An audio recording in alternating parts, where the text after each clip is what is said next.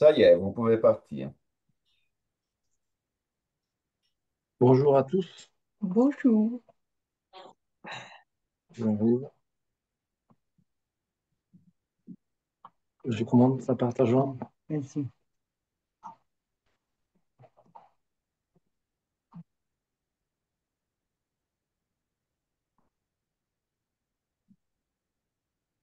J'arrive. Alors, nous sommes là ce soir avec Marie-Michel Poncet et moi, Tommaso Borghesi, pour parler du mystère de la création artisan de la mise en œuvre.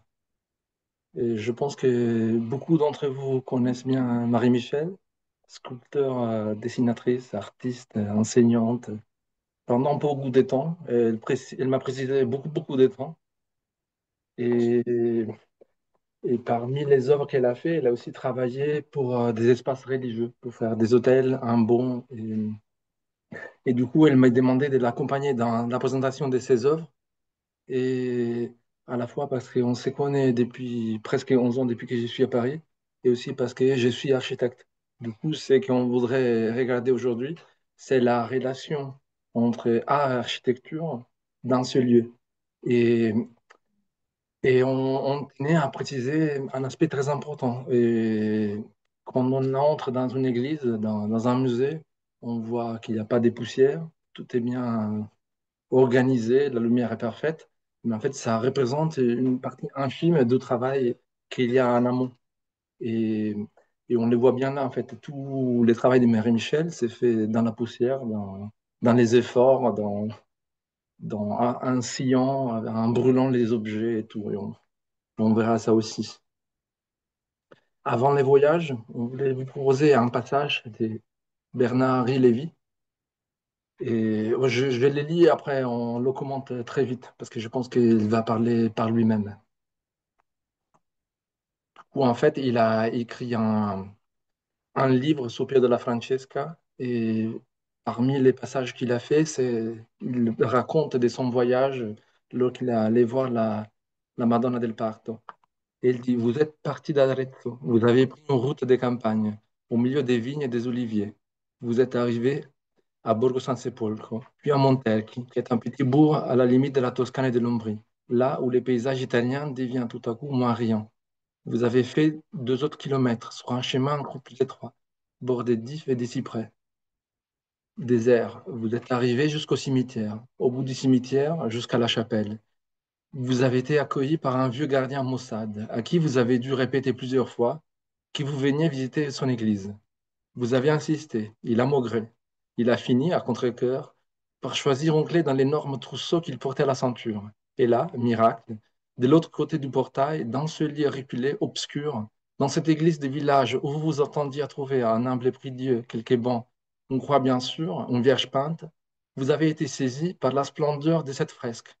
Tout Pierre de la Francesca est là, son sens du spectacle et du théâtre, son goût de la symétrie, les 2 anges qui se répondent de part et d'autre du rideau d'hermine, l'ouverture et la fermeture, l'invitation à entrer et en même temps l'interdiction, les tentes pâles, un peu étouffées, ce bleu, surtout à peine cendré, les formes simples, les visages robustes, et puis cette paix surnaturelle qui dégage de l'ensemble de la scène.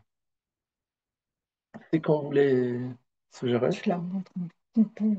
Je la montre. La Madonna de Pâtes, voilà, elle est ici. Montre-la. Avec ces passages, on voudrait suggérer ce que on aimerait faire avec vous aujourd'hui. C'est un petit voyage et quelque chose qu'on a de moins en moins l'habitude de faire. En lisant ça, c'est presque une nostalgie d'essai qu'on pourrait éprouver chaque fois qu'on va en œuvre, alors que dans un musée ou une expo, on vit une enfilade d'images, une après l'autre. Et on n'a plus cette attente et cette cheminement et des séquences d'espace pour arriver à voir l'œuvre en elle-même. Si tu voulais ajouter quelque chose. Non, je voulais ajouter que ce petit passage me plaisait beaucoup parce que je l'ai vu passer de chapelle. J'ai fait ce petit trajet qu'a fait Henri Lévy à travers la campagne, dans cette campagne qui est tellement belle. Et cette peinture qui est si extraordinaire. Et en fait, je pensais dire à propos de ça que ça me paraît très important le fait de pas immédiatement euh, accéder à une œuvre, de d'avoir tout ce temps qui prépare un peu. On va parler peut-être ce qu'est la pratique de la marche, des pèlerinages. Il faut un peu de temps, il faut faire du chemin, il faut le vouloir, et puis il faut du silence, je dirais, il faut un peu de silence, il faut se permettre, comme le raconte Bernard-Henri Lévy, il y a des circonstances, des événements qui sont précieux, et il y a de la surprise. Ce qui se passe, c'est rarement ce à quoi on s'attendait, et ça aussi, c'est très important et très précieux, et très souvent, je suis frappée par le fait que les gens qui réagissent ou qui parlent ou qui demandent, ils n'ont pas assez confiance dans les choses qu'ils ressentent eux-mêmes, ou ils les laissent pas assez parler, ou ils leur laissent pas assez d'espace. Donc en fait, ce soir, on désirait faire un petit voyage ensemble pour non pas faire la liste de ce que j'ai pu réaliser comme aménagement liturgique dans des églises, parce que je trouvais pas ça très intéressant en soi, mais plutôt à travers ça, d'un dialogue ensemble sur qu'est-ce qui se passe entre l'architecture et la sculpture dans les lieux religieux. Et surtout, une chose qui m'a beaucoup préoccupée moi-même quand j'avais ce genre de demande, comment un lieu peut-il devenir un lieu religieux, un lieu où on a envie de prier, où on a envie d'écouter, où il y a un certain silence, une réceptivité, où on est prêt à recevoir aussi. Donc voilà un peu le propos. Pour moi, c'est pas des questions si faciles à répondre. Et on ne veut pas du tout faire une conférence sur l'histoire de l'architecture ni de l'art lié aux espaces sacrés. Mais par contre, ça nous interroge vraiment de nous poser la question de qu'est-ce qu'un lieu religieux et quand est-ce que ce lieu peut devenir religieux ou sacré. Et il y a un architecte, on verra d'autres exemples après, Campo Baeza espagnol, qui parle dès qu'on rentre dans les panthéons d'éprouver un sentiment de suspension du temps. Ça, la suspension du temps, c'est quand on rentre dans un certain type d'espace et on pourrait éprouver un sens des transcendances, d'un appel vers les mystères, vers quelque chose d'autre, vers l'au-delà. Les panthéons, c'est un exemple assez parlant parce que ça explique un peu la recherche de l'homme pour un sens dans la vie. Du coup, de vouloir construire un bâtiment religieux pour des dieux, dans ces cas-là, c'était pour tous les dieux possibles et imaginables, au cas où on pouvait en mettre de plus en plus. Et la forme, fait que ça rappelle l'astrologie, l'astronomie, les globes terrestres, mais aussi les liens entre la Terre et les ciels. L'oculus au centre, c'est la lumière qui rentre. C'est aussi l'espace du mystère de l'infini qui peut entrer. Et en fait, c'est quelque chose qu'on peut éprouver, nous, aujourd'hui, comme les Romains, il y a 2000 ans, comme tous les gens, et pendant aussi les grands tours, depuis les 15e, 16e, 17e siècle, qui ont vraiment, ils sont rentrés dans cet espace. Et c'est quelque chose qui a posé des questions et qu'on veut, en fait, on veut garder ça comme fil rouge au fur et à mesure. C'est quoi le lieu?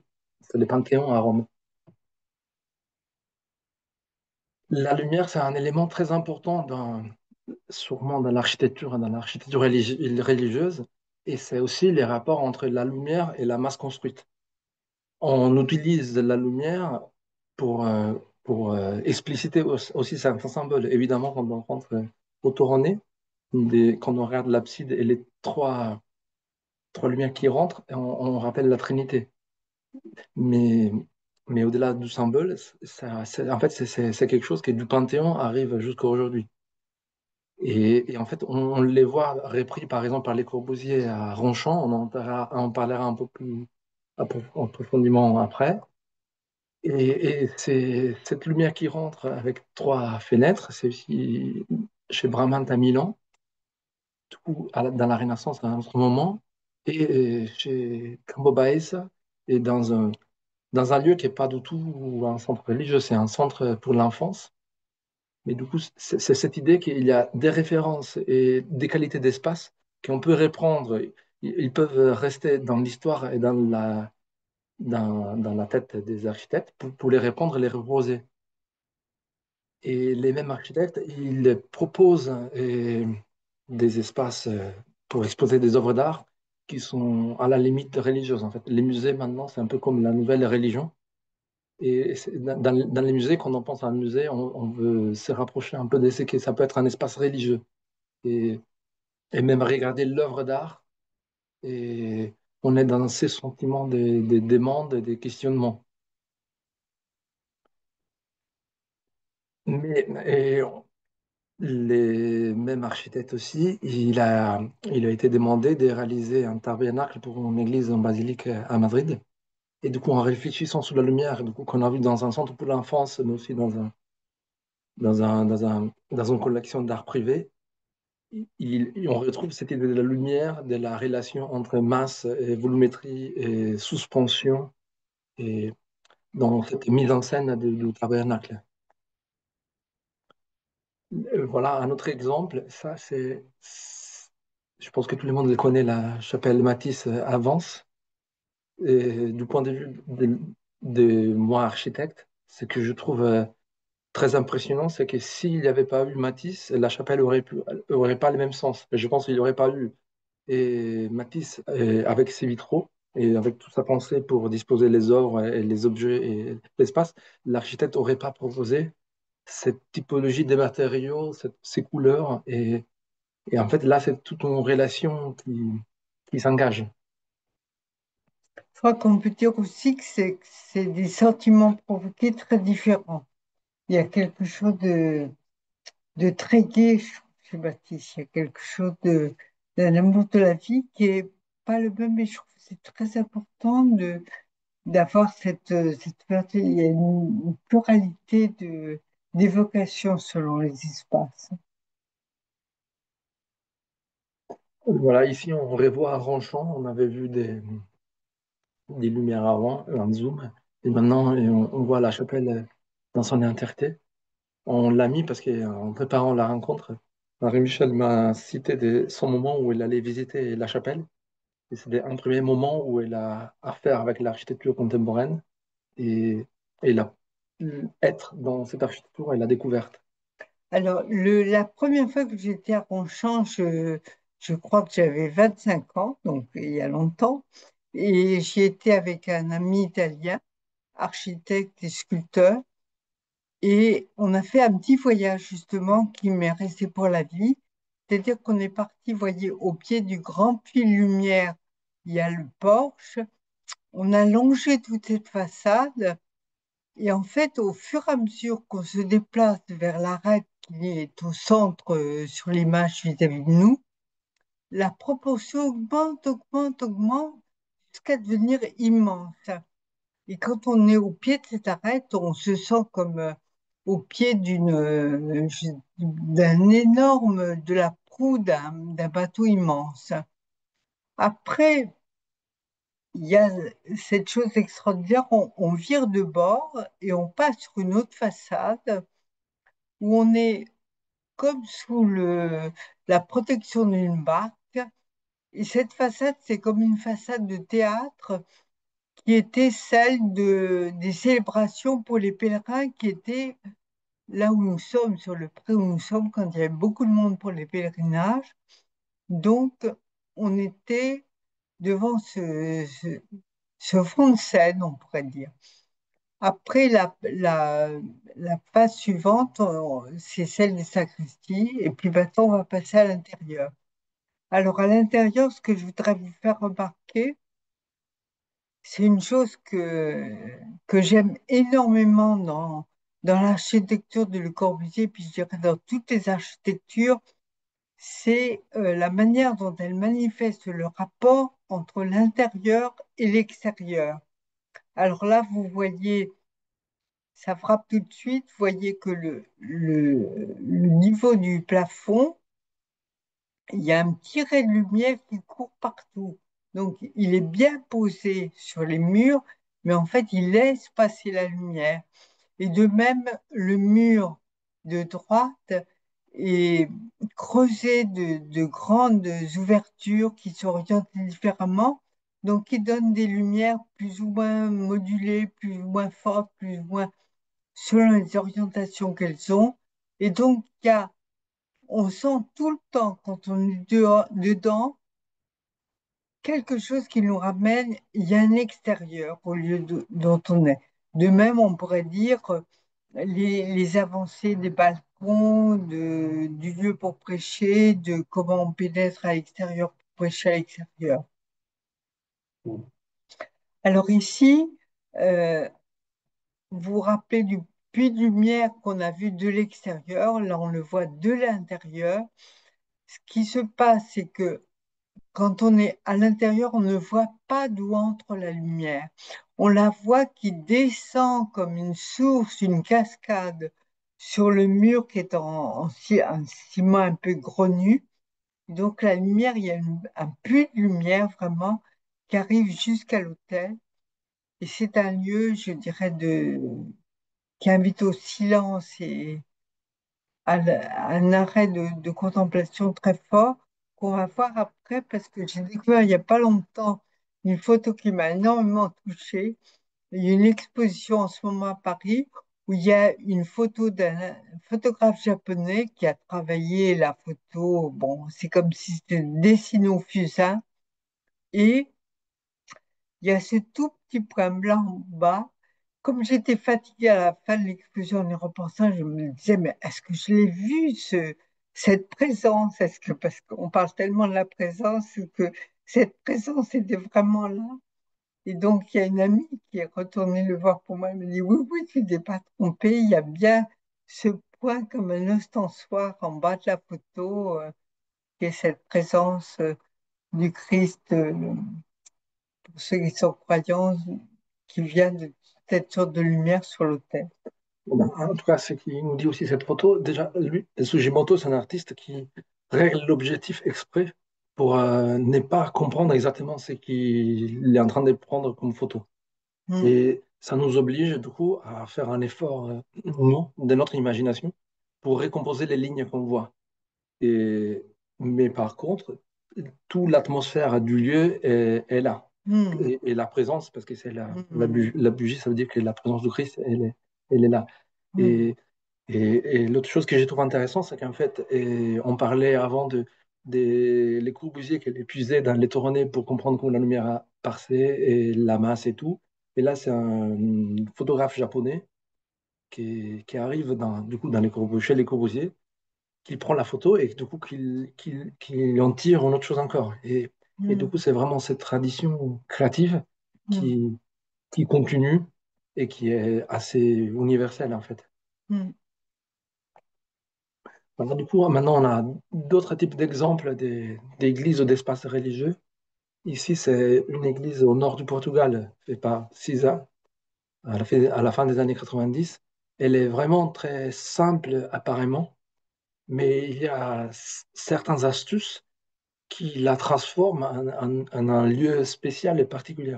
En fait, il utilise les éléments architectoniques du langage courant, comme des portes, des fenêtres, mais les proportions, ils sont tellement dénaturées et extrudées qu'on sent que c'est juste avec ces types d'échangements que les lieux ont une importance différente. Et ça nous oblige à faire une réflexion. En fait, on passe la porte. Combien de fois tout le monde ouvre des portes et les ferme des portes, frappe des portes chaque jour. En fait, là, c'est une grosse porte. Mais en fait, c'est son porte pour entrer dans l'église.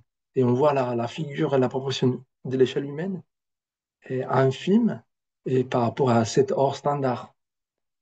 Et ça donne en fait toute l'attention à ce lieu. hmm, Et cette idée des seuils, en fait. On passe ces seuils et on utilise, on porte. Du coup, qu'est-ce hmm, que c'est on porte, hein? Là, ça pourrait être toute une autre conférence, qu'est-ce que c'est on porte dans l'architecture. Et, et cette relation d'un grand espace où la porte est dénaturée, il y en a tout à côté des plus petits espaces, on pourrait dire des recueillements, où encore là, les éléments sont assez simples, les matériaux sont les mêmes qu'on voit dans le reste de l'église, mais où on voit les baptistères. Et on sent qu'il y a une attention particulière. Peut-être que tu pourrais l'expliquer de Oui, ton point de vue, que ça m'intéresse beaucoup. non, mais je disais à Tommaso que j'étais très touchée par ce baptistère qui est très simple. On est comme au centre d'un espace cubique devant une fenêtre carrée qui donne toute la lumière sur là où commence la vie de la foi. Et en fait, je lui disais, moi, ça me touche beaucoup ce petit détail qu'il a creusé un cercle au pied du baptistère. C'est-à-dire, c'est pas seulement une coupe qui est posée dans une pièce carrée. Elle est attendue là, elle a sa place. On peut pas la déplacer, on peut pas la mettre ailleurs. Bon, et ces tout petits détails me semblent, moi, je les apprécie beaucoup. Quand on a lu les passages de Bernard-Henri Lévy, il y avait une séquence d'espace dans les paysages de la Toscane jusqu'à arriver au village et rentrer dans la chapelle. Et, et là, c'est qu'on retrouve et on expérimente à Saint-Ambroise, c'est une séquence d'espace au sein de l'église elle-même. En fait, c'est une église romane et à un moment donné de l'histoire de l'architecture, toutes les églises avaient un atrium et un narthex après, où Mhm. les catéchumènes pouvaient rester sans entrer dans l'église avant le baptême. Et dans cet atrium, il s'est passé aussi les marchés, c'était un peu une partie de la ville. Mhm. Et pour notre chance maintenant, et cet atrium est les premiers filtres avant de rentrer dans l'église. Du coup, la ville reste à l'extérieur. On ne voit pas la façade de l'église au sens propre, mais on voit une façade beaucoup plus simple et presque humble, avec des briques, des arcs, où l'unique décoration, c'est des pierres qui ponctuent l'arc. On passe. Je vais dire une chose, Ah oui, vas-y. parce que non, je voulais simplement dire que j'avais fait la même expérience. Il y a des mosquées qui sont précédées de la même manière par une grande cour carrée rectangulaire avec la fontaine au centre pour les ablutions. Et c'est avec une grande différence de proportion entre la mosquée, ce lieu-là, et le reste des constructions de la vie. Donc, c'est comme tout d'un coup un espace de silence, de préparation à ce qui va suivre. Et ce n'est pas, par rapport à ce que tu dis, quelque chose d'intellectuel. Non. On est obligé à éprouver ça et à expérimenter ça. Hmm. Même si on se dit, on fait un effort, on rentre dans une église, on reste en silence. Et là, cet espace incroyable, ça nous oblige de les faire parce qu'on passe les premiers portails et l'effet que c'est toute une colonnade qui fait le tour de l'atrium, ça bloque les bruits de la ville autour, des voitures et tout le reste. On est hors du temps presque.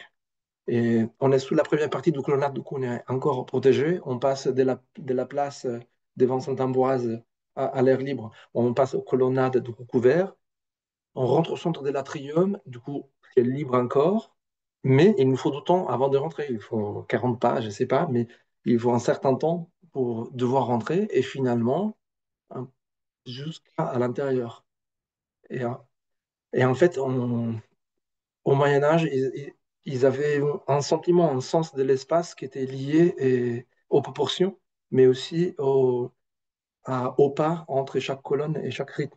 Ils ne parlaient pas, maintenant, nous, entre archi, on parle beaucoup du vide, de la beauté du vide. Eux, pour eux, c'était pas le vide, c'était combien de temps il faut pour passer d'une colonne à l'autre. C'était, c'était les personnes à l'intérieur de l'église et c'est un peu c'est qu'on prouve en parcourant cet atrium et après les narthex. Un autre astuce pour vivre ces seuils, avant dans un endroit, c'est un seuil fait par un portail, un mur, une colonnade, un atrium.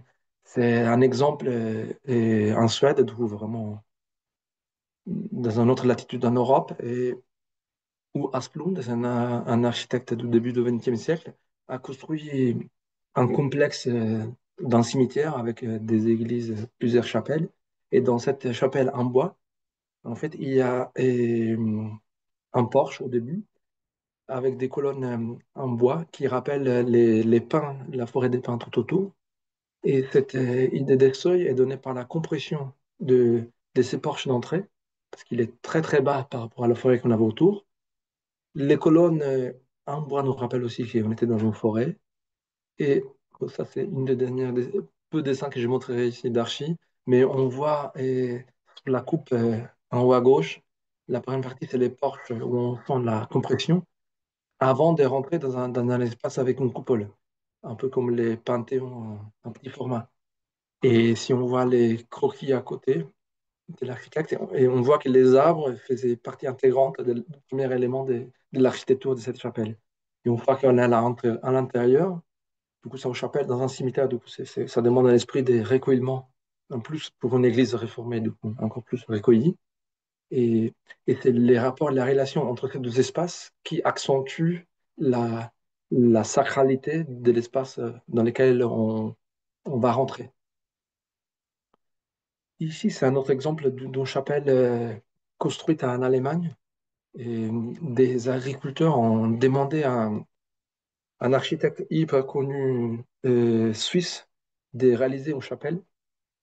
Et du coup, c'est un monolithe au milieu des champs, un monolithe en béton. Hmm. Il faut que tu dises pour qui, pourquoi. Ah, et, et cette chapelle a été faite pour Rudolf Klaus, qui c'était un moins saint ermite qui était confiné pendant 20 ans dans une grotte, une caverne. Et du coup, quand on rentre, on a ce sentiment des grottes cavernes. Et, et là aussi, c'est un peu un étonnement de l'inattendu. Même si on connaît comment s'est fait l'espace, jusqu'au moment où on ne les visite pas, on ne se rend pas compte de qu'est-ce que ça veut dire. Et c'est notre corps qui est pris en un jeu en découvrant l'espace et en pouvant s'asseoir dans un banc devant l'autel pour pouvoir prier. Et il y a plusieurs choses qu'on pourrait dire sur cet espace. Il y a bien sûr la lumière qui vient d'un puits, d'un oculus ouvert en partie haute. Et quand il pleut, du coup, la pluie rentre. Et ça a été fait en béton, mais ils ont fait du coup un coffrage. Et les fonds du coffrage étaient troncs d'arbres disposés en spirale pour créer les vides à l'intérieur de la chapelle. Et après, ces troncs ont été brûlés. Et en brûlant les bois, on crée un ciment en béton particulier parce qu'il est plus foncé. Il reste un peu de l'odeur de l'incendie qu'il y a eu à l'intérieur. Il y a des trous partout avec du verre au fond du trou pour faire entrer la lumière, mais d'une certaine façon, c'est comme si c'était un objet d'art à échelle humaine, et du coup, ça peut rentrer un objet liturgique et un espace sacré. Toujours dans la relation lumière extérieure-intérieure, et on a mis deux exemples d'un architecte japonais qui ont vraiment une culture complètement différente de la nôtre. Mais en même temps, c'est les côtés universels de l'homme fait que ça nous parle, et ça nous provoque et ça nous fait poser des questions. Dans ces cas-là, la lumière et la façon de disposer les branches de béton font ils forment la croix, bien sûr, mais du coup, c'est à la fois et la lumière qui rentre de l'extérieur et les symboles de la croix qui se répètent. Et une autre chapelle complètement différente, mais c'est le même architecte qui a fait, c'est la croix, au lieu d'être un vide où la lumière passe, c'est en plein, et on voit tout ce qui se passe autour. Du coup, si dans un exemple, on a un filtre qui nous protège de l'extérieur, il laisse entrer juste une lumière diffusée, de l'autre, l'extérieur nous envahit et il nous pousse à la méditation. Alors, les derniers, c'est exemple qu'on va montrer avant après de voir tous les espaces faits par Marie-Michel. C'est des exemples des objets liturgiques faits par des architectes. Dans ce cas, c'est un architecte anglais au sein d'une cathédrale, dans une abbaye en Hongrie, où on voit que euh, il y a une relation, un rapport entre l'histoire, la mémoire et la permanence et la sensibilité de l'architecte qui a conçu ces objets. Et pour moi, c'est très important parce que j'y vois une sorte d'unité et continuité. Et aucun régnement de la personne qui a fait, après des siècles et des siècles, des objets à l'intérieur d'une église. Et c'est un peu, et c'est que si tu oublies, pour qui ne les connaît pas, c'est un artiste américain de l'après-guerre qui est, pour demander la bourse d'études aux États-Unis et faire les grands tours de l'Amérique jusqu'à l'Europe, dans les raisons qu'il a posées, en sachant que c'est un artiste très moderne, très abstrait et tout, mais il était très attaché au passé, il dit, l'art moderne n'est pas disloqué. C'est quelque chose qui a des racines, une tradition, une continuité. Pour moi, les passés à la source, parce que tout art est vitalement contemporain. Dire que tout art est vitalement contemporain, ça veut dire que ça nous parle à nous aujourd'hui, comme ça parlait aux gens qui ont vu ces abbayes, ces églises être bâties il y a 8 siècles. Et, et ça, en fait, ça nous permet de continuer cette œuvre créatrice et sans nous voir, sans voir, sans pas, et en reconnaissant qu'il n'y a pas des divisions. Moi, Et à ce vas-y. propos-là, voilà, je voulais juste au passage souligner que des fois la création est tout entière dans le choix, la recherche, la trouvaille du matériau. Parce que, par exemple, maintenant, il y a beaucoup d'hôtels qui sont un peu d'une forme comme ça, c'est-à-dire un cube ou un parallélépipède. Et en fait, il faut regarder, là, c'est un marbre absolument extraordinaire, avec une veine en bas et une ondulation. Et donc, en fait, on a elle existe entièrement par sa matière et il faut surtout pas y toucher.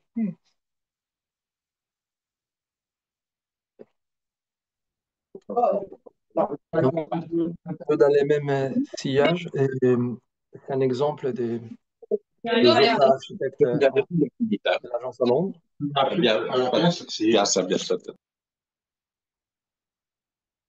Et il y a eu du coup un concours pour refaire l'estrade, l'hôtel Lambon, les baptistères de la cathédrale de Saint-Gall. Donc, c'est une cathédrale construite à la fin du baroque.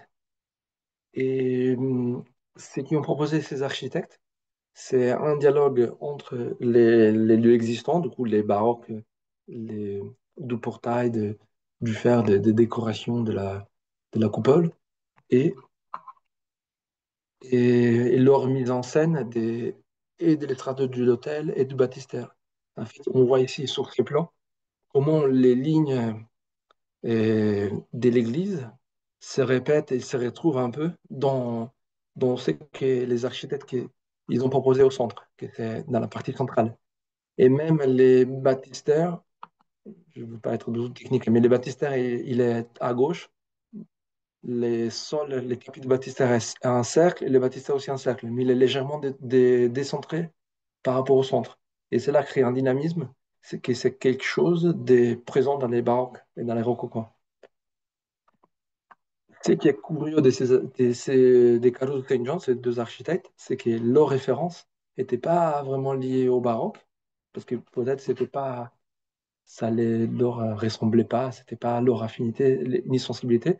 Ils sont allés piocher dans une autre époque, c'est dans la Renaissance à Florence, et dans un sépulcre fait par Alberti, où ils ont été frappés par la relation entre la bichromie du noir et du blanc, et l'engravure et la maîtrise de comment les marbres, eh bien, c'est juste exposé sur les mêmes plans. Et c'est quelque chose en fait, qu'ils ont du coup répété dans l'école de leur intervention. On voit une vigne qui se déploie tout autour, et autour du baptistère et autour de l'hôtel et de l'estrade. Et, et là, on voit comme référence qui n'est pas vraiment liée au siècle pour lequel l'Église a été faite, mais repris par des archives contemporains, peut faire une sorte d'unité entre tout.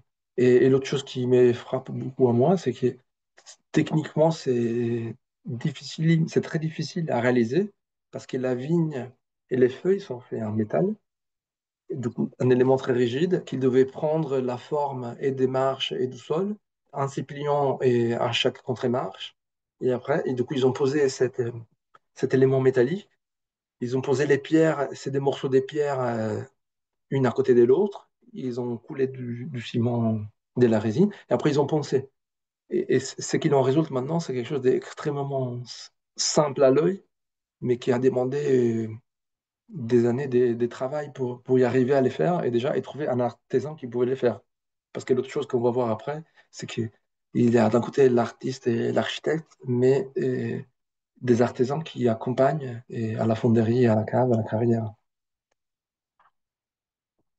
Quand on fait du coup des objets dans des espaces liturgiques, c'est quelque chose d'assez encadré et normé, et bien disposé dans l'espace, parce que chaque position a un sens. Et du coup, Lambeau, il est à côté de l'hôtel. On va voir aussi toutes les œuvres de Marie-Michel, comme ça, on ne s'attarde pas sur ça. Je Mais peux juste ajouter, par exemple, quand on réalise quelque chose, il y a une commande, on présente des projets, ces projets sont acceptés ou refusés, mais ça passe aussi par une commission liturgique, c'est-à-dire qu'on ne fait pas ce qu'on veut faire comme ça, sans directive. Et donc, toutes les normes de la vie liturgique sont très définies avec beaucoup de sens, un sens qui peut être très riche, où on peut puiser énormément de choses, et aussi des fois des directives dont on ne peut pas dévier. alors, et tous les objets sont très normés. Et dans les Conciles Vatican II, il y a eu tout un texte qui explique comment les disposer et comment faire.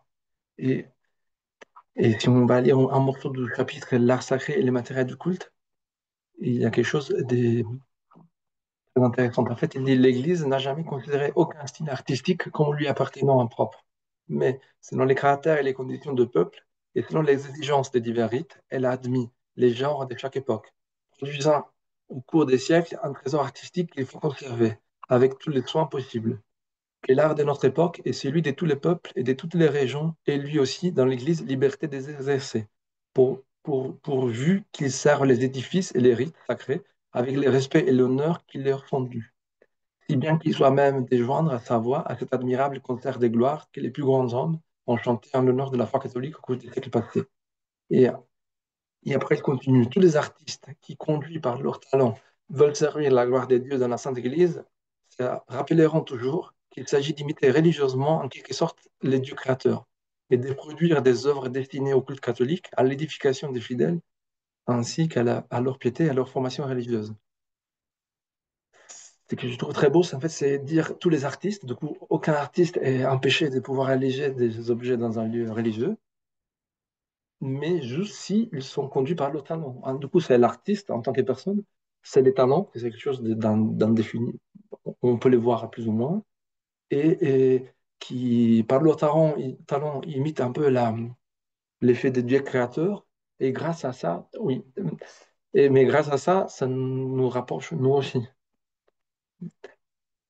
Oui, C'est-à-dire, je crois qu'on essaie de créer, de oui. toute façon, on essaie de créer, hein. Et je ne sais pas si on imite Dieu.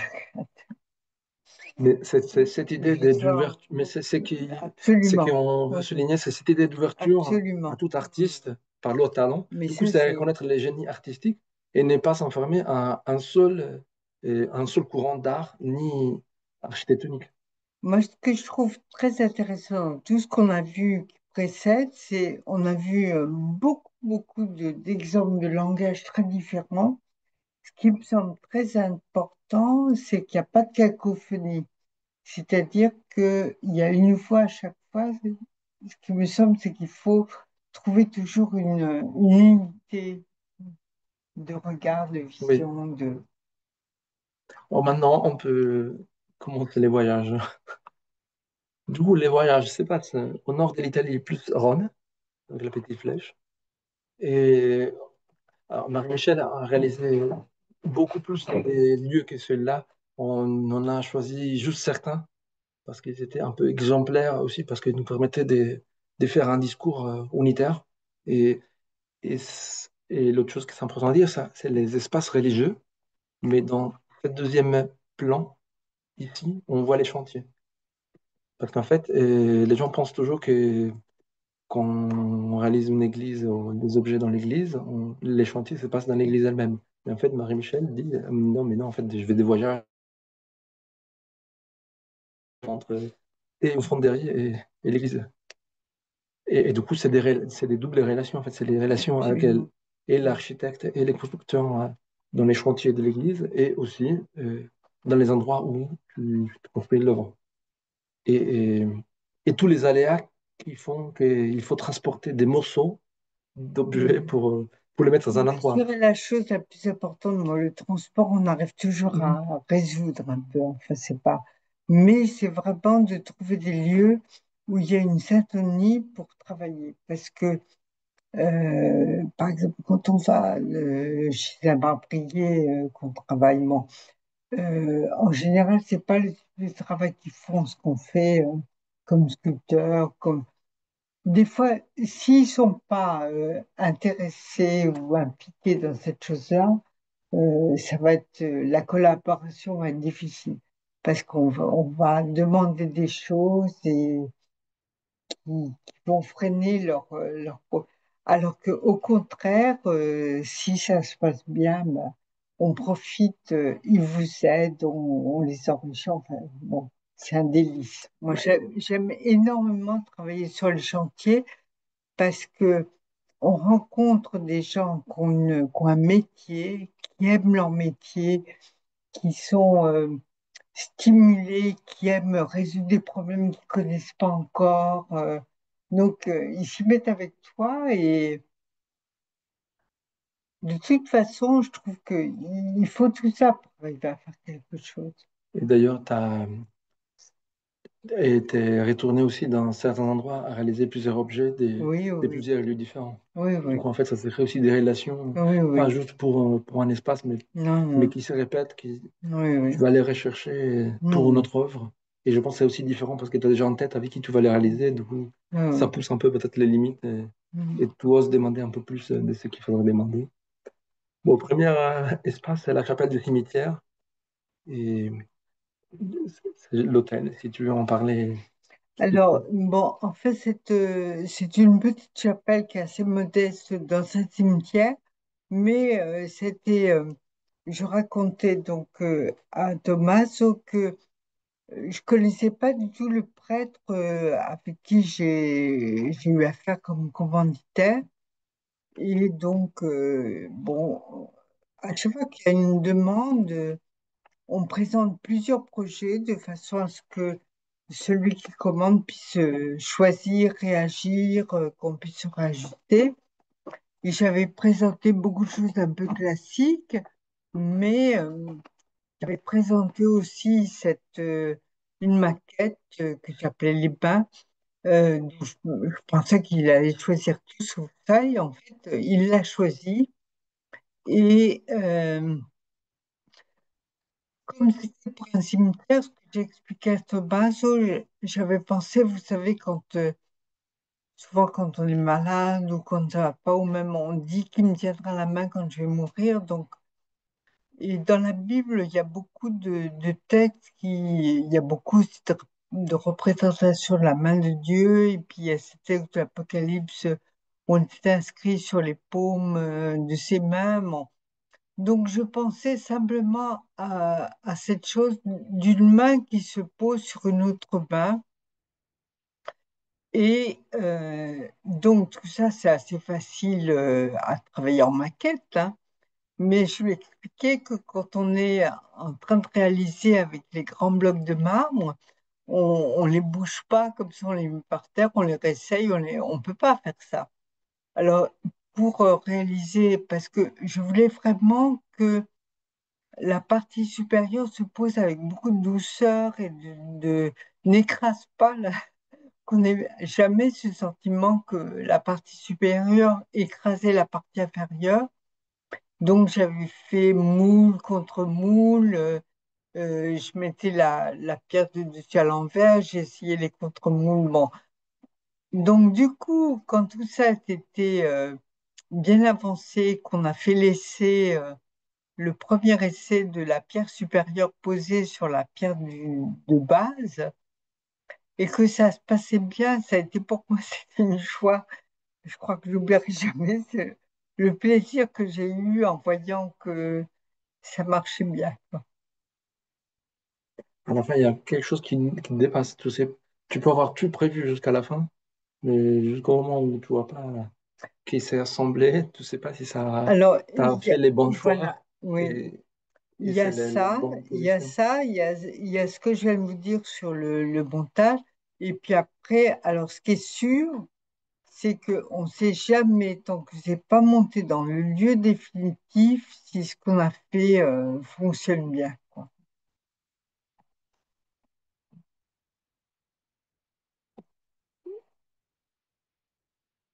Bon. Ah, bon. On revient arrière. Du coup, le deuxième exemple, c'est la chapelle de Petrarca à Venise. Oui. Et qu'est-ce qu'on voit ici? Alors ici, ben, on voit ce qui se passe Oui. justement, le chantier, on voit comment on porte les blocs pour essayer comment ils vont se joindre. On voit le patron de l'entreprise et puis Mario, l'ouvrier qui travaille beaucoup avec moi. Et puis on voit ben, avec les disqueuses, les scieuses, comment on respire le travail. Non, mais c'est important de garder cette image en tête, là, après on passe aux espaces faits. Mm. Alors, dans cette chapelle à Venise, bon, à chaque fois que j'ai eu à réaliser quelque chose, je cherchais toujours un peu soit de partir du patron de l'église, soit par exemple, à Tréville, aussi sa pierre. Donc, c'était vraiment pour moi l'image, c'était la pierre angulaire qui tient toute l'église. À Venise, il n'y avait rien de tel. Jusqu'au moment où Juliano m'a dit, mais tu sais, Venise, la vocation de Venise, c'est ce rapport entre l'Église d'Orient et l'Église d'Occident. Donc, c'était un peu mon gouvernail de recherche de trouver comment il y a ces deux blocs qui se regardent, qui se répondent, qui se complètent et qui sont tenus ensemble par la pierre d'autel. Après, on avait choisi, donc ça, c'était avec le patriarche, à travers un rouge. Voilà, donc là, c'est De le dos de l'hôtel. l'autel du côté du célébrant. Donc ça, c'est une chose qu'il faut dire, c'est-à-dire en sculpture, ce qui est indispensable, il faut que ça existe de Oui. partout. C'est comme l'architecture, il faut qu'on ça marche de partout. Après, Et aussi, l'autre chose qu'on ne peut pas parler, c'est comme une sculpture, mais l'hôtel reste un hôtel. On a Ah, tendance à vouloir absolument. faire une Oui, oui. sculpture, mais à la fin, il faut poser des objets. Non, ça c'est il faut absolument qu'il y ait un plan horizontal qui tienne. Et puis donc ici vous le voyez pas, mais en fait vous sentez qu'il y a un axe en relief en dessous, mais il y en a un autre dans l'autre sens qui forme une croix. C'est-à-dire il y a une croix qui, quand on déplace dans l'église, on le voit. Il y a une croix qui est sous la pierre d'autel qui lie les blocs des pieds de l'autel et sur lesquels il y a la délicate, parce que tous les hôtels, j'étais toujours dédicacés. Alors ici, donc Lambon, il est formé de trois blocs aussi qui sont, euh, donc il y a une, une grande pierre verticale qui se penche vers nous, sur lequel va s'appuyer le livre, hein, qui descend jusqu'en bas. Elle est comme embrassée par deux blocs qui se rejoignent à son arrière et qui sont aussi un tout petit peu incurvés de manière à ce que le livre s'appuie bien à la fois sur ces deux blocs qui sont à l'arrière et le lutrin qui est avant. Et donc, bon, je dirais pour moi, c'était d'une façon très très simple la parole qui nous est proclamée, qui vient vers nous, et elle est comme étreinte par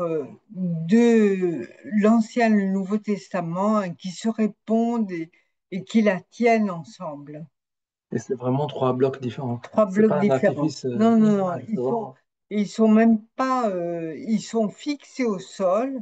Hein, Mhm. on a fait Tactile. des grandes tiges d'acier qui vont aussi dans le sol. Ils sont fixés à la verticale au sol, mais ils sont pas reliés ensemble. Sinon,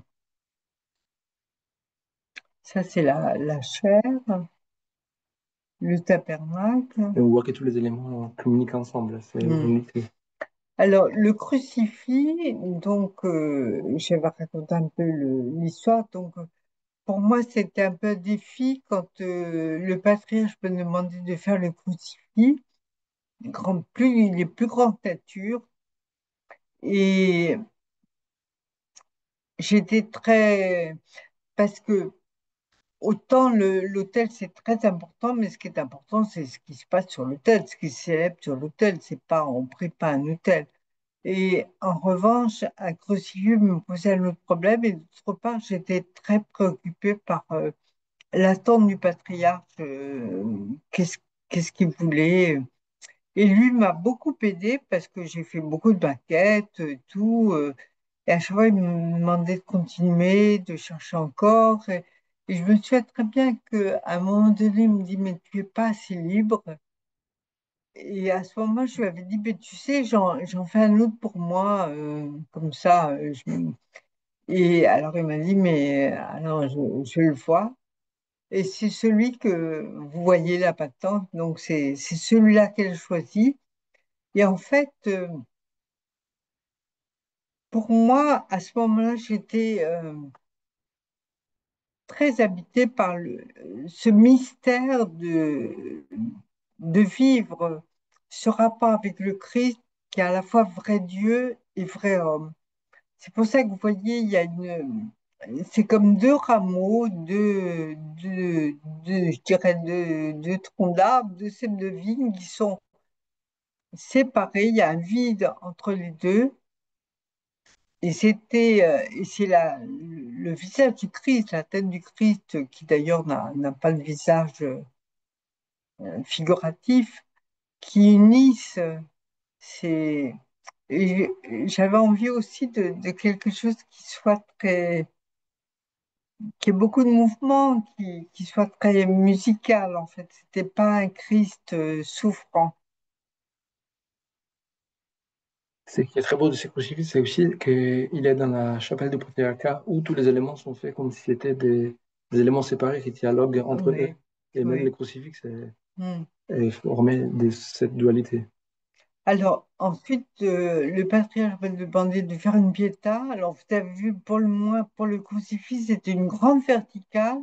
Et je voulais que la piéta, qui est aussi accrochée au mur, soit une grande horizontale.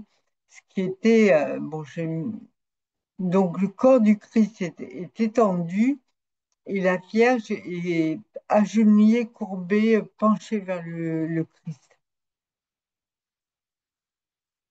Et puis, c'est un autre exemple où tu as travaillé depuis les débuts avec l'architecte. Ce n'est pas Voilà. un espace existant, mais vous avez conçu l'espace Voilà. Parce depuis les que, bon, concours. ce que je disais à Thomas, j'ai eu la chance d'être dans la valise de ce groupe d'architectes qu'on présentait, parce que c'est pas le premier, mais celui-ci, ces architectes ont gagné le concours. Donc, cette église a été réalisée, et donc, moi, j'y ai participé.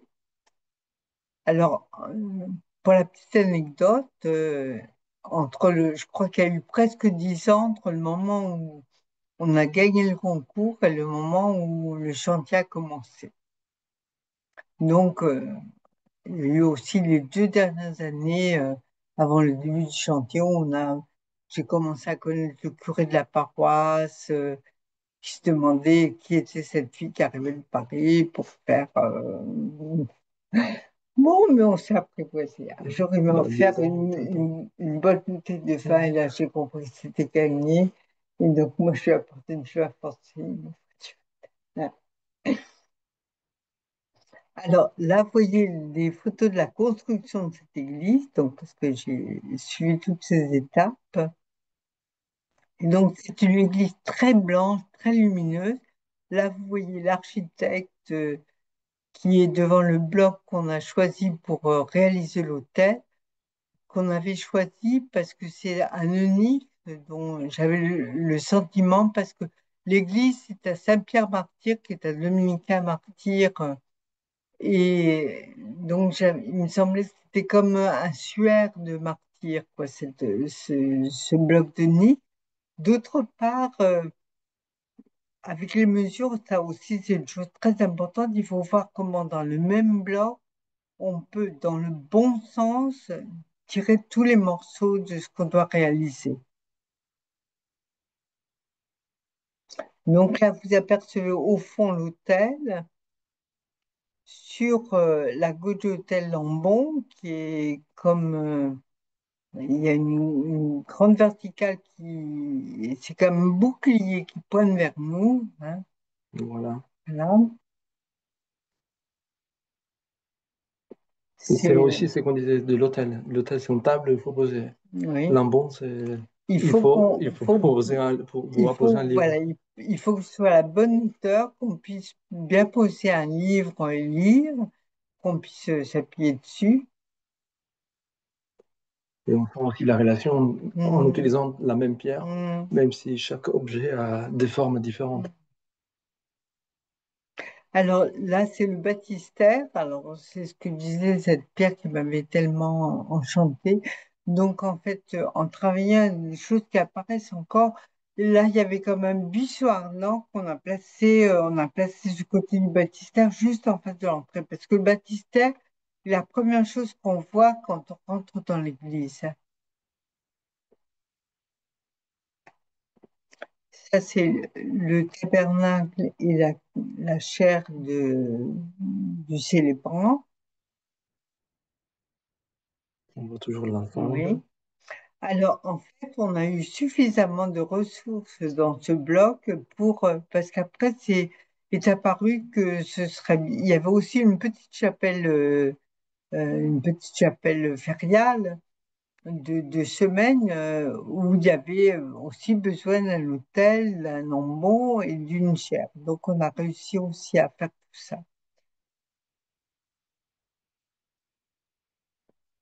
Et du coup, ça, c'est le dernier, Là, avant-dernier exemple. voilà, on va à Rome. Ici aussi, tu as vécu les process depuis le début. Du Alors, coup, tu as vu à l'espace. Rome, voilà, à Rome, c'était pas un espace construit, mais c'est un espace qu'il fallait complètement recréer, remodeler dans l'ancienne chapelle, qui était une chapelle de Clarisse, donc qui était avec une très vieille chapelle, coupée en deux, avec la grille, avec des estrades, avec des chaires, donc, tout a été désossé, je dirais enlevé depuis le plafond jusqu'à ce qu'on trouve le béton d'origine, des murs, du plafond, et devant ce volume-là, on s'est mis à quelques-uns pendant plus d'un an, je crois à peu près, on se retrouvait régulièrement à Rome à travailler pour voir ensemble. Il y avait un prêtre de la Saint-Carlo qui est architecte. Il y avait sœur Raquel qui est la prieure fondatrice de l'ordre. Il y avait la sœur économe. Il y avait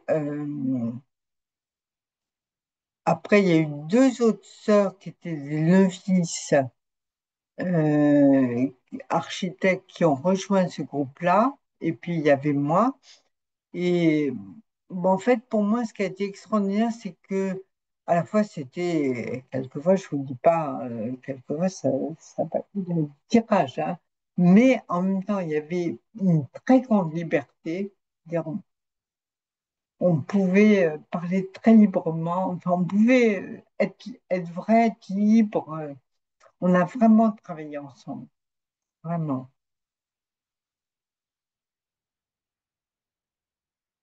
Alors, le projet adopté, donc, il y avait comme une grande tenture courbe qui était, vous reconnaissez mon influence de Ronchamp de Le Corbusier, L'air passe au-dessus, sur les côtés, en dessous. Et puis, il s'agissait de trouver un très beau traitement de cette surface. Donc, j'avais demandé à un ami qu'on connaît bien, qui sait faire des stoues, des vernis. C'est lui qui a trouvé les traitements des sols, de la paroi du fond. Et puis en fonderie, j'ai réalisé l'autel, le lambon, le tabernacle, un Christ Là, on les aussi. voit ici en En polystyrène. maquette, la fonderie. Là, il est fondu en bronze. Après, il faut le ciseler, faire la patine. Là, c'est lambon. On voit en détail. Voilà, un détail du lambon.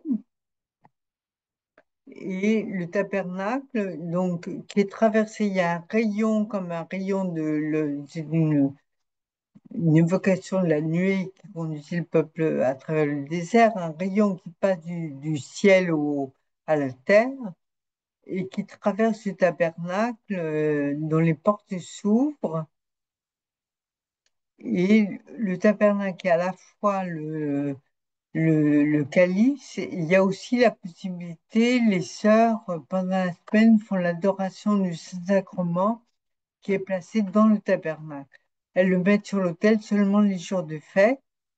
Et elle voulait aussi, sur les portes ouvertes du tabernacle, il y a comme deux anges. Je ne sais pas si vous connaissez la Shekinah, là où il y avait l'Arche de l'Alliance. Il y a un ange, l'espace où il y a deux, c'est un espace vide entre les ailes de l'ange. Ici, on voit l'ensemble. Et l'autre élément qui est fait dans la chapelle, c'est les C'est les vitraux. vitraux. Alors ça, c'est Ça, une c'est grande votre histoire. entreprise. Voilà. Donc, comme vous avez vu, c'est une chapelle très claire, très silencieuse. Et donc, j'avais proposé à Raquel, j'avais diffusé, il y a des verres soufflés à l'antique blanc, avec toutes les gammes de blanc. C'est pas des blancs uniformes. Et on pourrait faire des vitraux uniquement avec des verres blancs. Et il y a d'autres verres qui sont complètement transparents. Et donc, les verres qui sont complètement transparents donnent dans la composition le dessin des tiges. Parce que le thème qu'on a choisi avec Raquel, enfin qu'elle a choisi, qui est venu comme ça, c'est des sœurs missionnaires, donc ça évoque la moisson. C'est une chose, il faut que tout ça porte à la moisson. Donc, c'est un peu la thématique des vitraux. Les vitraux sont faits, donc cette industrie qui est à Vérone, Poly, qui est très spécialisée. Alors, il faut un dessin très rigoureux et on travaille avec un maître verrier qui sait parfaitement couper le verre. Enfin, c'est un artiste parce que, vous voyez, il n'y a pas de plomb. Les fenêtres peuvent faire 2-3 mètres de haut sans aucun plomb. Il n'y a pas de perles non plus rien. Les verres sont collés avec un joint de silicone entre eux et sur un verre à triple fer anti-choc. C'est thermique. Hmm. Mais du coup, on ne voit pas la structure qu'on est habitué à voir dans Non, les vitraux. non, non, non, C'est pas comme une du tout. surface très homogène Complètement, où la complètement. lumière passe. Et en même temps, bon, moi je me demandais la première fois que j'ai utilisé cette technique, je me demandais mais à quoi ça va ressembler, ça va faire. Et en fait, moi Et j'ai satisfaite. beaucoup aimé. Hmm. Et les dernières références qu'on veut vous présenter ce soir, c'est la sculpture pour la tombe du peintre américain Congdon. Pour qui ne les connaît pas, c'est un peintre américain de la pré-guerre qui est arrivé en Italie. Pour multiples raisons, il a fait toute une évolution, il s'est converti et il est devenu aussi ami de Marie-Michel. Et ce que je trouvais très beau, c'est à la fois la tombe en soi comme objet, il y a une fonction parce que ça reste une tombe pour commémorer quelqu'un. Et vous verrez, c'est une sculpture. Du coup, c'est un peu la liaison entre et les objets liturgiques et les sculptures que Marie-Michel, toi, tu fais. Et l'effet aussi de les faire pour un ami artiste, ça ajoute et une complexité, une réflexion à l'intérieur, dans la production et concevoir cette œuvre. Oui, alors la première chose que je peux dire, c'est que Bill, j'ai eu la chance de le connaître. Et je dirais même, il m'a précédé dans la même vocation d'un groupe de religieux laïcs dont je fais partie. Et donc, Rodolfo Palzarotti, qui est président de la Fondation Bill Condon, au moment de la mort de Bill, avec Paolo Maldini, il cherchait qui pourrait faire cette tombe. Et Rodolfo m'a demandé de faire un projet. Et donc là, comme je dis, je crois que plein de fois dans ma vie, je me suis pas rendu compte, peut-être c'est mieux comme ça, de toute la chance que j'ai eue. Donc, j'ai présenté un projet qui, pour moi, partait de la dernière exposition que Bill a faite, ça s'appelait Terre et ciel. Alors, en français, vous pouvez dire terre et ciel ou terre et ciel. En italien, il y a juste un accent qui change. Terre et ciel, il y a l'accent sur le E. C'est-à-dire la terre est le ciel ou la terre est le ciel. Et donc, ça a été ce que j'ai cherché. Il y avait des éléments du ciel qui se posent sur la terre. Et c'était ma manière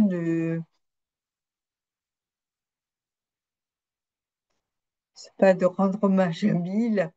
Et alors après, ce qu'on fait se tisse de tas de choses. C'est-à-dire que, en fait, le ciel, j'avais vu dans mes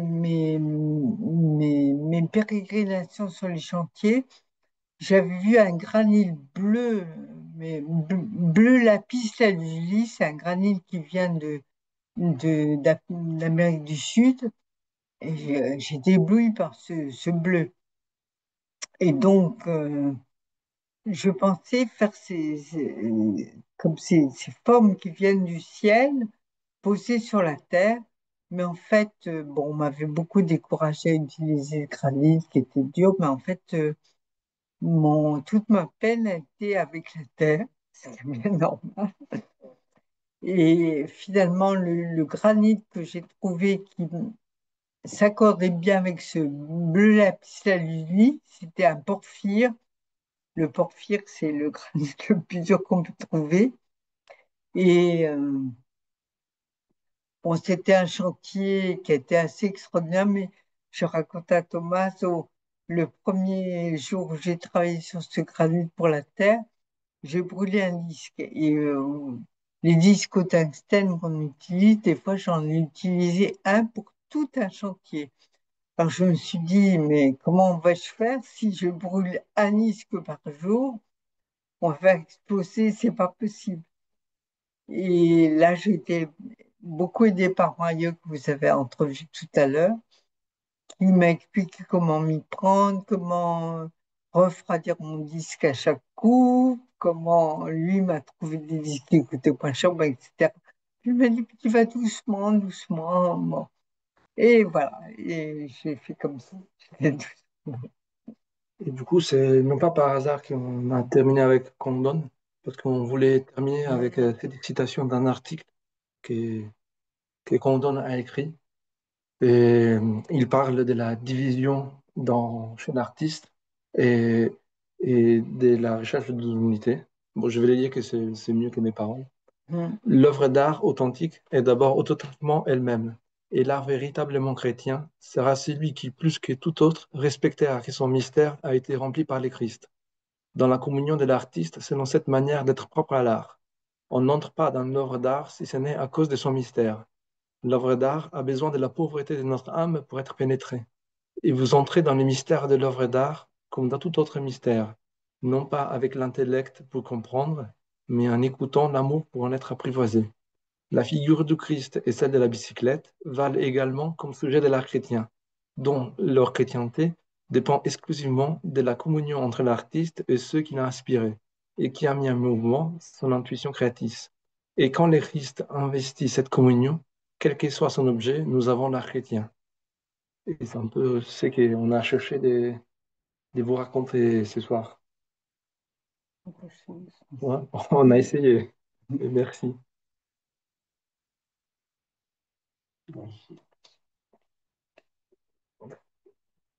Je ne sais pas si vous avez des questions.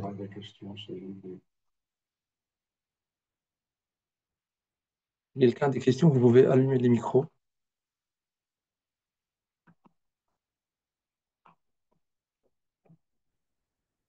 Moi, c'était surtout un grand remerciement parce que c'était oui, comme vous avez dit, un très beau voyage et c'est très émouvant de voir toutes ces églises si différentes et le fait, enfin, le marbre, ça donne une image de quelque chose de froid et ce qu'on voit, c'est quelque chose d'accueillant et de chaleureux et ça me frappe toujours voilà, cette perception face à ces œuvres. Et ben, un grand merci. Et puis c'était voilà un beau voyage.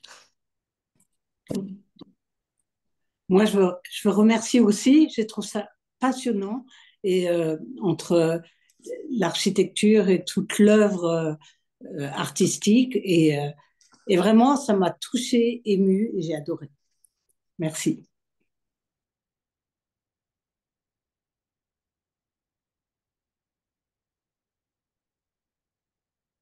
J'ai un peu de questions parce qu'on a été bien rapide dans des choses difficiles à expliquer.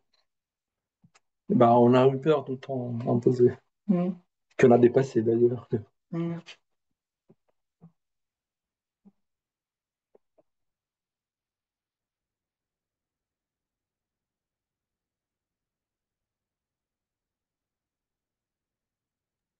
S'il n'y a pas de questions, on peut conclure. Merci Marie-Michel. J'étais sensible à ce que par l'architecture, vous pouvez rendre le silence, l'espace, l'intériorité. Voilà, donc, ces lieux où on peut prier, alors, qui sont dépouillés tout en étant habités avec la présence. Merci Marie-Michel. Merci Daniel.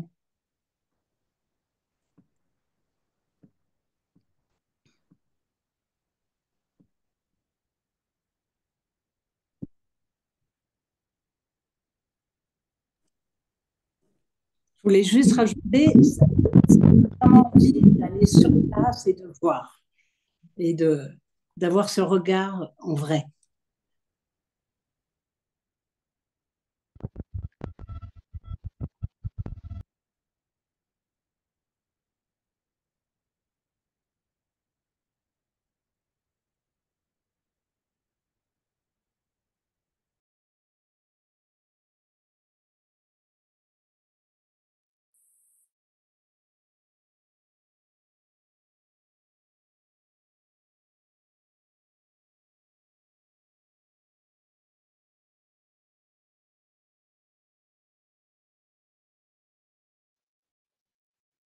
Vous m'entendez là?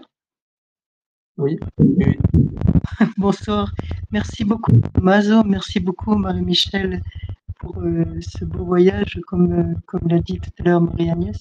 J'aurais voulu savoir si, quand on sera à Rome,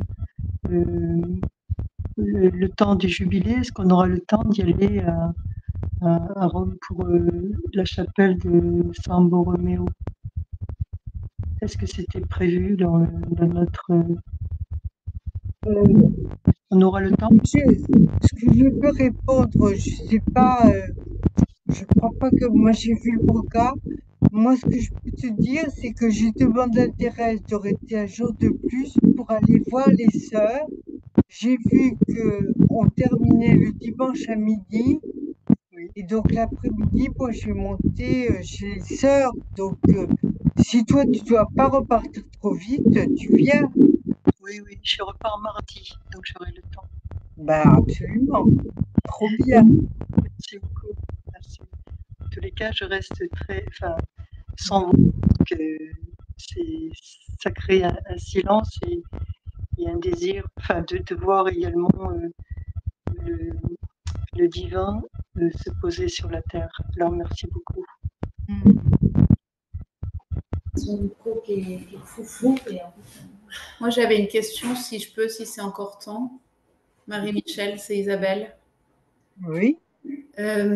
Parce que, enfin, en voyant tout, enfin, ce que tu faisais, je me dis, il doit y avoir un sens de la disproportion entre ce que réaliser du mobilier liturgique, réaliser un tabernacle enfin, je me demandais comment est-ce que, d'où on part face à ce sens de la disproportion pour répondre et arriver à cette beauté que tu nous donnes, que tu nous témoignes.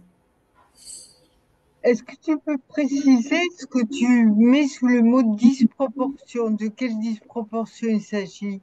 Ben, je sais pas, c'est peut-être parce que je connais pas ton métier, ton travail, mais euh, on te demande de faire le mobilier liturgique pour une église.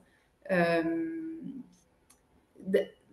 enfin, d'un côté, il y a la disproportion de l'objet, de sa destination, de, et, et ce qu'on est. Et puis, il y a aussi ce qu'un peu tu racontais, toute cette recherche pour répondre aussi à une demande, à, à une attente. Alors, d'où tu pars, comment tu fais ce chemin pour, enfin, par quel bout on commence, entre guillemets, face à... Euh,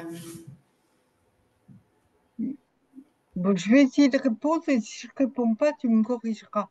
Parce ok. que euh, moi, bon, d'abord, de toute façon, on ne se sent jamais à la hauteur. Bon, c'est pas de cette dont on peut partir.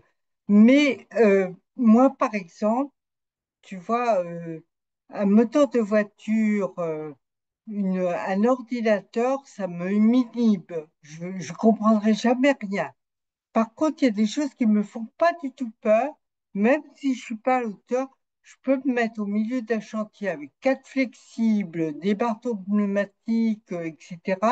Ça me va très bien, je suis très contente et j'apprends et je fais.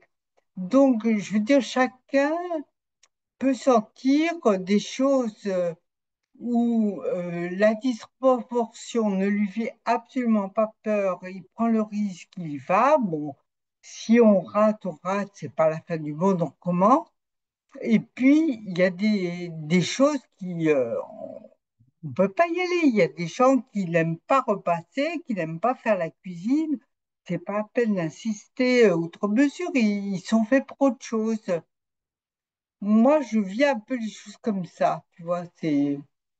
Après, moi personnellement, je pensais jamais travailler pour ce qu'on appelle l'art religieux, l'art sacré. Je voulais faire de la sculpture. Après, le chemin des galeries et tout, ça n'a pas été du tout mon truc. J'ai pas, là, une grande paresse, par exemple. J'ai rien fait de ce qu'il fallait pour que ça aboutisse beaucoup.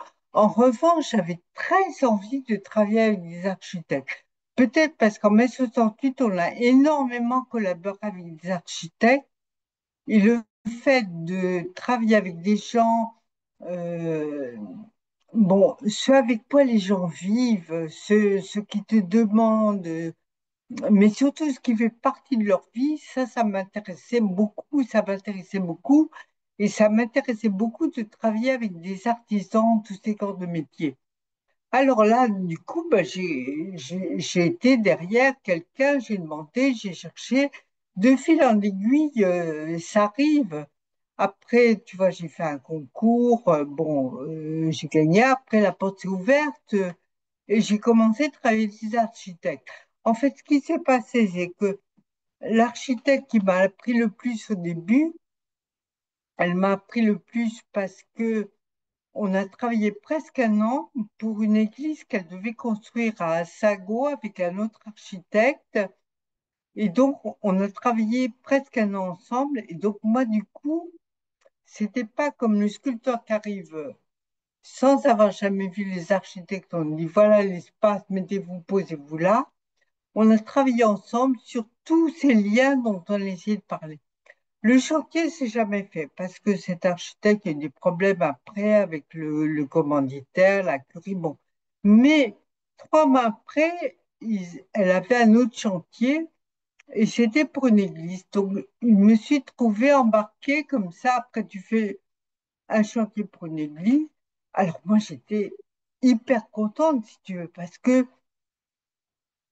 quand tu fais une chose comme ça, tu peux prendre un bon matériau. Tu te trouves avec 1 mètre cube, 2 mètres cubes, 3 mètres cubes de ce que tu pourrais jamais t'offrir toute seule. Tu pourrais jamais faire ça si tu n'as pas une commande. Après, en fonderie, c'est pareil. Si tu veux, il y a des choses, s'il n'y a pas un commanditaire et tout, la sculpture coûte très cher. Euh, mais moi, je dirais, pour répondre à ta question, c'est que ça me faisait pas peur, j'avais envie de faire ça. Après, bon, après, quand tu termines un chantier, souvent peut-être c'est pas tellement la disproportion que tu sens, c'est très souvent à la fin d'un chantier, tu as envie de recommencer parce que tu vois que tu pourrais faire mieux encore, c'est plutôt ça, mais le coup est joué, hein, on ne peut pas recommencer. Après avoir tapé 12 heures sur un caillou, on recommence. Marie-Michel, moi je me demandais s'il, enfin c'est peut-être pas ça la question d'Isabelle, mais je me disais c'est pas la même chose de faire une table, si belle soit-elle de salle à manger, et faire un hôtel. C'est pas la même chose de faire, je sais pas moi, un embon pour quelqu'un qui lit la musique. Je veux dire, le fait de la destination Mhm. de ces objets, c'est quand même quelque chose qui doit faire un peu frémir, non? C'est-à-dire, en fait, moi, j'ai commencé, j'ai épluché tout ce que j'ai trouvé à la bibliothèque du choix sur la signification de l'hôtel, l'histoire de l'hôtel, Lambon. C'est sûr que, bon, après, il y a, oui, c'est pas la même chose, mais il faut le faire avec autant d'amour que tu ferais une petite table,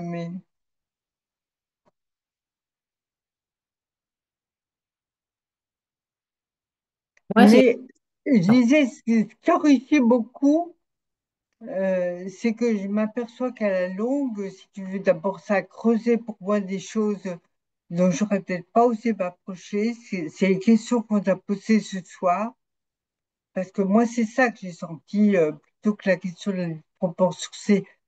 Pour moi c'est ça qui me m'étreignait, c'est-à-dire comment est-ce qu'on peut faire un espace qui soit un espace qui devienne un espace liturgique. À quoi ça tient?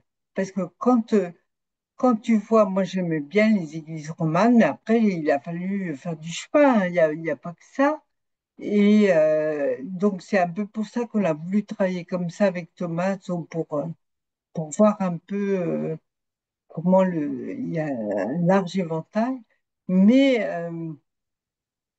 qu'est-ce qui peut nous ouvrir à cette dimension spirituelle parce que l'espace construit nos relations. Elle construit nos maisons, mais elle construit nos relations aussi avec le lieu de la célébration, le lieu de la prière, le lieu de...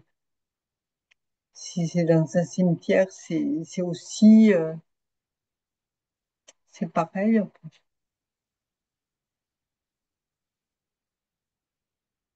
Je pense que ce que tu dis, c'est un peu lié à la dernière phrase des Kangdon, de, Oui, de dépasser la division que, même si on fait ou le Christ ou la bicyclette, oui. si on a cette unité et cette vision, on peut Hmm, faire avec les mêmes amours une oui. table Hmm. et un hôtel. Je comprends que c'est, on peut dire que c'est pas la Euh, même chose, mais alors aussi, je peux dire que la chance que j'ai eue, parce que on l'a dit en passant très vite, mais j'ai vraiment eu la chance de pouvoir aborder la question de l'hôtel toujours en voulant que ce soit des sculptures. C'est pas des sculptures, c'est des hôtels, mais j'ai vraiment pu y mettre tout mon langage, ce que j'avais envie de raconter, en faisant des œuvres dont Je voulais qu'elles soient aussi des belles sculptures.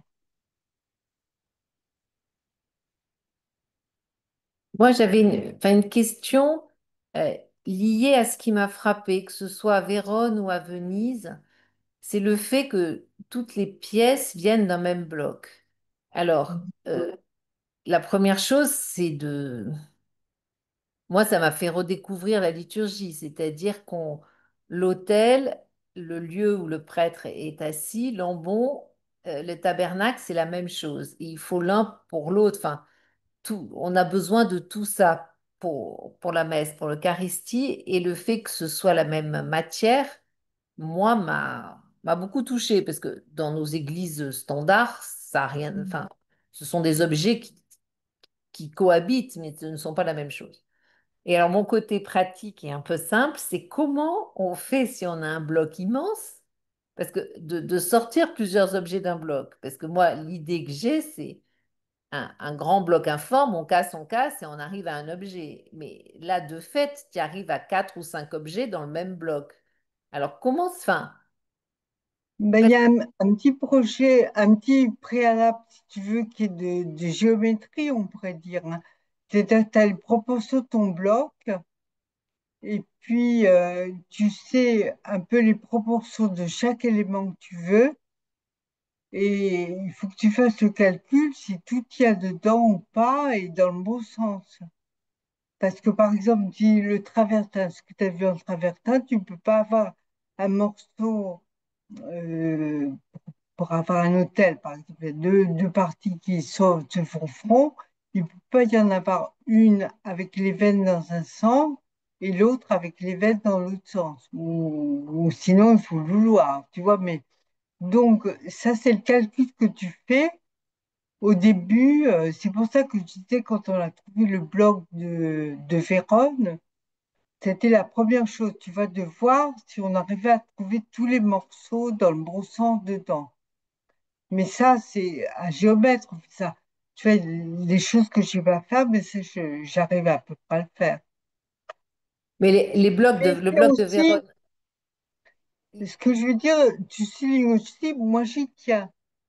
Je tiens à ce qu'il y ait cette unité.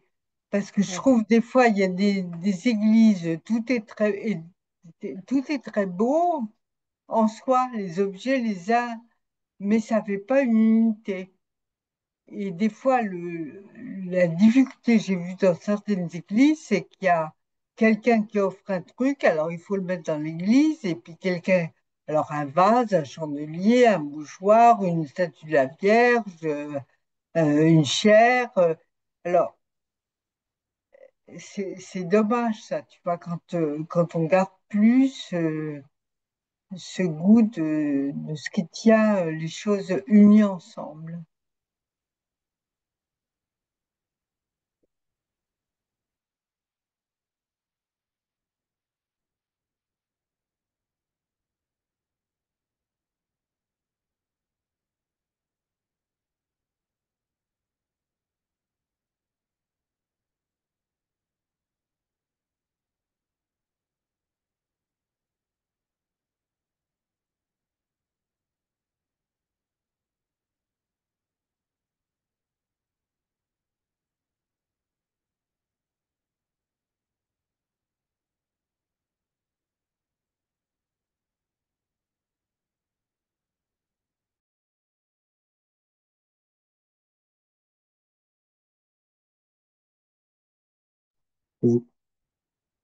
Est-ce qu'il y a encore des questions ou est-ce qu'on permet à Fabrice de conclure?